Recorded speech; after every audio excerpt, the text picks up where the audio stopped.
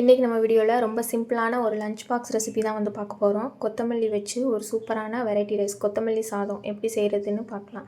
ரொம்பவே சிம்பிளாக இருக்கும், டேஸ்ட் ரொம்ப சூப்பராக இருக்கும். இப்போ இந்த கொத்தமல்லி சாதம் செய்கிறதுக்கு கொத்தமல்லியில் அந்த பழுப்பு நிறத்தில் இருக்கக்கூடிய அந்த இலையெல்லாம் எடுத்துகிட்டு நல்லா இந்த மாதிரி தண்ணி விட்டு மண்ணெல்லாம் போகிற மாதிரி க்ளீன் பண்ணி எடுத்துக்கலாம். இப்போ ஒரு மிக்ஸி ஜாரில் நம்ம அப்படியே க்ளீன் பண்ணி எடுத்த அந்த கொத்தமல்லி இலையும் கூட வாசனைக்காக ஒரு 4-5 வெள்ளைப்பூண்டு தோலெல்லாம் நீக்கிட்டு சேர்த்துக்கலாம். ஒரு சின்ன இஞ்சி துண்டு அதையுமே தோலெல்லாம் நீக்கிட்டு நம்ம சேர்த்துக்கலாம். இந்த மாதிரி கொத்தமல்லி இலையோட இஞ்சி பூண்டு பச்சை மிளகாய் இதெல்லாம் சேர்த்து நம்ம அரைக்கிறப்போ ரொம்ப வாசனையாக இருக்கும். நான் ஒரு பச்சை மிளகாய் தான் சேர்த்துருக்கேன், காரம் கம்மியாக இருக்கும். நீங்கள் காரம் அதிகமாக வேணால் கூட ஒரு பச்சை மிளகாய் வந்து சேர்த்துக்கலாம். இப்போ கொஞ்சமாக தண்ணி சேர்த்துட்டு இதை இந்த அளவுக்கு நல்லா ஸ்மூத்தாக இலை அரைகிற மாதிரி நம்ம அரைச்சி எடுத்துக்கலாம்.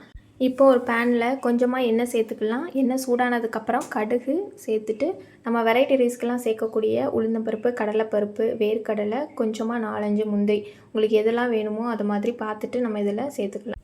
வெரைட்டி ரைஸ்க்கு இந்த மாதிரி கடலைப்பருப்பு, நிலக்கடலை இது மாதிரிலாம் சேர்த்து கொஞ்சமாக வறுத்துட்டு நம்ம சாதம் செய்கிறப்போ அந்த வெரைட்டி ரைஸ் சாப்பிடும் போது நல்லா ஊறி சாப்பிட்றதுக்கு ரொம்ப டேஸ்ட்டாக இருக்கும். நம்ம சேர்த்த கடலைப்பருப்பு, உளுந்தம்பருப்பு, நிலக்கடலை எல்லாமே எண்ணெயில் கொஞ்சமாக பொன்னிறமாகிற மாதிரிக்கு வறுத்துட்டு கொஞ்சமாக கருவேப்பிலை இலை, ஒரு வரமிளகா கிள்ளி சேர்த்துக்கலாம். உங்களுக்கு காரம் எந்த அளவுக்கு வேணுமோ அந்தளவுக்கு நம்ம இதில் சேர்த்துக்கலாம். இப்போ இது எல்லாத்தையுமே வந்து எண்ணெயில் கொஞ்சமாக கலர் மாறுற வரைக்கும் நம்ம வறுத்தா போதும். டைம் இல்லாத போது ரொம்ப சிம்பிளான ஒரு லஞ்ச் பாக்ஸ் பேக் பண்ணணும், ரொம்ப ஹெல்த்தியாக இருக்கணும் அப்படின்னா இந்த கொத்தமல்லி சாதம் கண்டிப்பாக ட்ரை பண்ணுங்கள். டேஸ்ட் ரொம்ப சூப்பராக இருக்கும். இப்போ கொஞ்சமாக பெருங்காயத்தூள் நம்ம இதில் சேர்த்துட்டு எல்லாத்தையும் ஒரு தடவை மிக்ஸ் பண்ணிவிட்டு நம்ம பச்சையாக அரைச்சி வச்சா அந்த கொத்தமல்லி விழுதையும் நம்ம இதில் சேர்த்துக்கலாம். நம்ம வதக்காமல் பச்சையாக அரைச்சதுனால இப்போ இந்த எண்ணெயிலேயே கொஞ்சம் எண்ணெய் பிரிகிற அளவுக்கு இதை வதக்கணும். 2 நிமிஷம் நல்லா சிம்மில் வச்சு நம்ம வதக்கினா போதும். நான் சாதத்தில் ஏற்கனவே உப்பு போட்டு தான் வடித்து வச்சுருக்கேன், அதனால் இந்த கொத்தமல்லி தொக்குக்கு கொஞ்சமாக மட்டும்தான் நான் உப்பு சேர்க்குறேன். என் சாதத்தில் உப்பு போடலைன்னா இந்த கொத்தமல்லியோட விழுது சேர்க்கும் போது உப்பு வந்து கரெக்டான அளவு பார்த்து சேர்த்துக்கோங்க.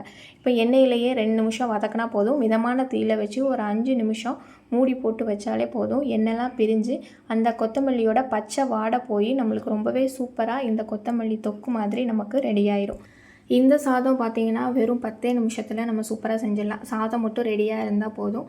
இந்த வெரைட்டி ரைஸ் செய்கிறதுக்கு வெறும் 10 நிமிஷம் தான் ஆகும். நம்ம எல்லாத்தையும் பச்சையாக அரைச்சிட்டு லைட்டாக எண்ணெயில் வதக்கிட்டு வடித்த சாதத்தை இதில் சேர்த்தா போதும். ரொம்பவே சுலபமாக இந்த லஞ்ச் பாக்ஸுக்கு இந்த ரெசிபி வந்து நம்ம செஞ்சிடலாம்.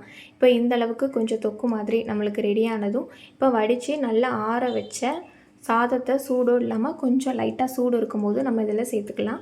இந்த சாதம் சேர்க்கும் போது ஸ்டவ்வை நல்லா மிதமான தீயிலையே வச்சுட்டு 1/2 லெமனோட ஜூஸ் மட்டும் நம்ம இதில் புழிஞ்சு சேர்த்துக்கலாம்.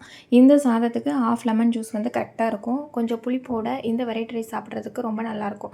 1/2 லெமன் ஜூஸோட புளிப்பு வந்து ரொம்ப தெரியாது. இந்த கொத்தமல்லி சாதம் அப்போ தான் சாப்பிட்றதுக்கு நம்மளுக்கு ரொம்ப நல்லாயிருக்கும்.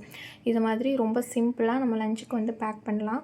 இப்போ சாதம் எல்லா இடத்துலையும் மிக்ஸ் ஆகிற மாதிரி 2 நிமிஷம் நல்லா கலந்து விட்டால் போதும். ஒரு சூப்பரான கொத்தமல்லி சாதம் வந்து நம்மளுக்கு ஈஸியாக ரெடி ஆயிரும்.